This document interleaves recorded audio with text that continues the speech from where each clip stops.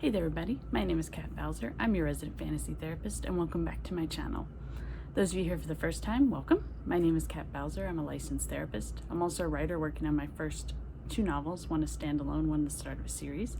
And on my channel I like to talk about what I consider to be the heart of writing. That's the characters. And the heart of the characters is their psychology.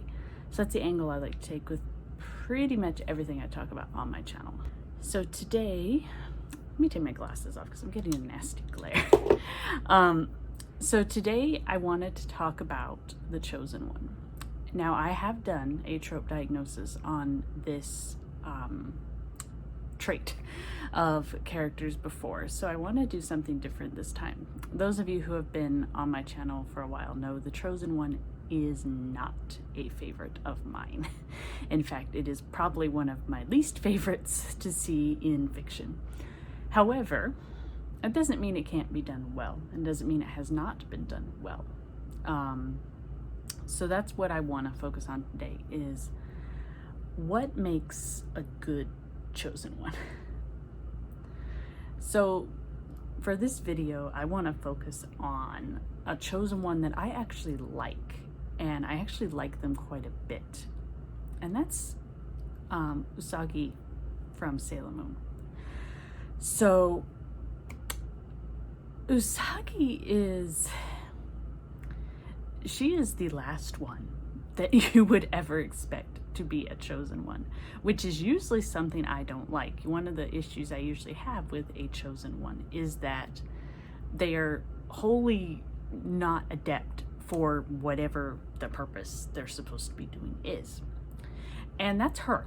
When we first meet her, she is a klutzy, ditzy teenage girl that likes to chase boys and eat sweets and play video games. That's a key root to her character.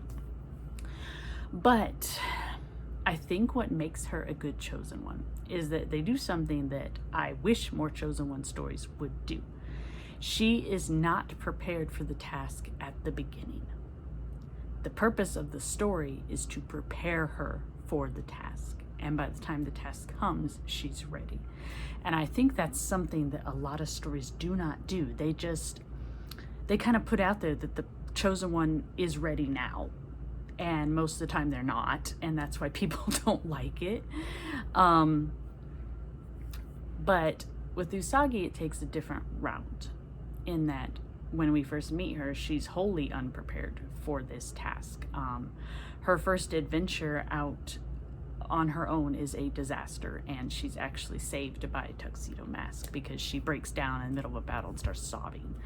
And that does activate one of her essential self-defense powers, but aside from that, she doesn't do so good.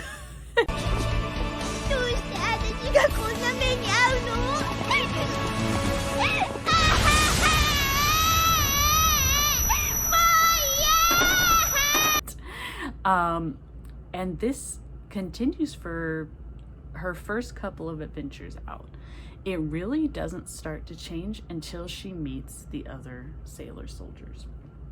And I think that is not only an important aspect of her character, but it's an important aspect to the story, and that a chosen one, in my opinion, I like it when they have a trait that is going to be essentially what pulls them through this task, even though they have other traits that offset their abilities. So for Usagi, her really strong trait that follows her through the whole series is her heart. It is her caring heart. And that is actually what allows her to gain the friendship and support of the other sailor soldiers, particularly the inner soldiers. We're told throughout the series, really, but it's really emphasized in the first movie, the R movie, that the other sailor soldiers are very lonely people. When we first meet Amy, who is Sailor Mercury, she is a very smart girl, very devoted to her studies, but because of that, she's kind of ostracized. People want to get close to her, essentially to use her brain. And Usagi's not perfect. That does cross her mind when she first meets her, but that isn't what makes her become her friend. It's when she meets Amy and sees essentially how lonely she is, that is what entices her to help her and to become friends with her. And so her being able to help her with her studies is more of a perk than anything else. And then there's Ray, who is Sailor Mars, and she is ostracized because she has, quote unquote, these freaky powers that let her see visions and things like that. And so she also is considered the most popular girl in her school. She goes to a private school, and that kind of makes people uneasy around her. They're not really sure how to approach her, and so she's more treated as like a status than she is a person. And so Usagi is one of the first people that treat her as a person and not necessarily as a priestess or the popular girl in school.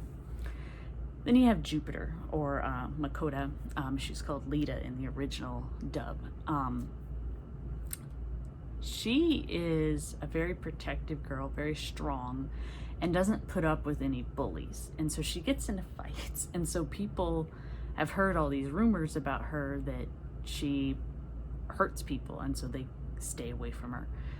She also is tall, especially for her age, and so she actually can't even wear the regular uniform because it doesn't come in her size. So that's something else that kind of sets her apart. And Usagi approaches her at lunch and essentially tells her, wow, your lunch looks delicious. Did you make it? Who made it? And she's genuinely interested in her. And Makoto's response is, you're not afraid of me? And she kind of looks at her like, should I be? And so those two actually have a very strong bond in the series. It's one of my favorites. Makoto remains very, very protective of Usagi for this reason. And then you have Minako, or Mina, Sailor Venus, who was the last one they get introduced to. And Usagi kind of fangirls over her a little bit because she was the original Sailor V, who was kind of Usagi's little idol. But once she gets to know her, it's kind of she's kind of Usagi's kindred spirit. They're very similar in personality, and you actually find out that in their past lives, Venus's job was to impersonate the princess to protect her if she had to. So they all kind of join together and form this little tight-knit little family group here. And the skills and abilities of her friends offset Usagi's kind of her clumsy traits, her not real sure what to do traits. And you find out that when it involves her friends or people that she cares about, she can focus. She can be this leader that she needs to be. And this is something that develops throughout the series. By the end of the first season, Usagi has to watch all her friends essentially sacrifice themselves to protect her. And so she steps up and she essentially becomes the hero that she's supposed to be. And this development continues throughout the series. Like, she gradually gets less clumsy. She gradually becomes more focused. She gradually becomes this person that you can see becoming a queen at some point.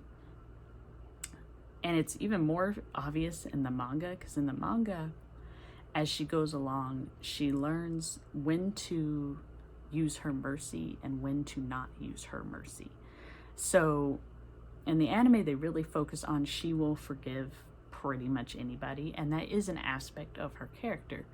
But if you abuse it, she doesn't just stand there and take it. She does fight back against it.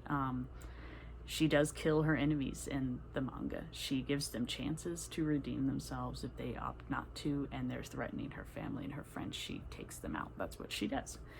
And I think that's why I like her as a chosen one, is because she's not ready at the beginning. She's the opposite of ready at the beginning.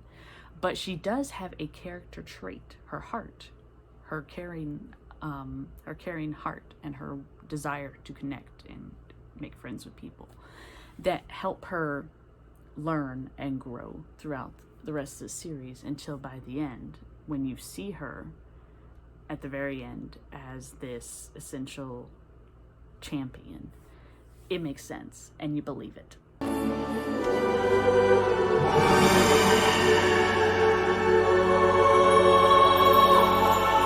スーパーセーラームーン。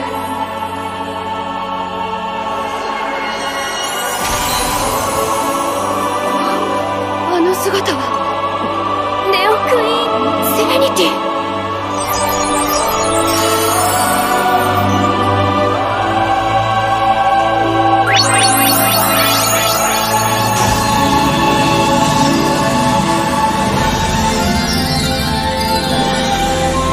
街が蘇ってゆく。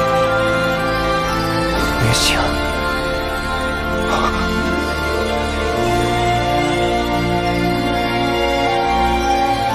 君だったのか、セレニティ。And I think that's something I want to see more with Chosen Ones, is just this prospect that they don't have to be prepared and set to take on the challenge at the beginning of the story. And in my opinion, they should not be prepared to take on this challenge, because then what's the story for? The story should be building up these traits, these things that they already have that they need to expand upon, or these traits they have that they need to work on getting rid of. Like, for example, Usagi's clumsiness is mainly due to her not focusing. It's not so much due to her being naturally clumsy. Like, there's an episode, I can't remember which one it is, where you find out she was actually extremely graceful on the ice as a princess in her past life. And when she's trying and thinking too hard, she can't do it. It's only when she's not focused on that, she's focused on what she needs to do, that she kind of slips into this old talent she used to have. And I like that. I like that it makes sense, and it's something that she can perfect and change. There's still at times where she's a little clumsy, but it's more, I guess it's more natural, if that makes any sense, in that everybody's clumsy sometimes. It used to be like a defining trait of hers, but then it becomes more of, you know, this is something that sometimes happens to people. And I think that's a really good way to go about a chosen one, is pick one trait or several. I think sticking with one or two is probably better, but pick a trait that is going to be important to them, growing their skills and getting rid of challenges or barriers that will stop them, and focus on that trait. But then give them these barriers and these challenges that aren't just in the world, but are actually in their personality, that they have to overcome and they have to change. Because then we get to watch character development, and that is enticing and that's interesting. And it's very hard. It's harder to write a bland character when you have to develop them.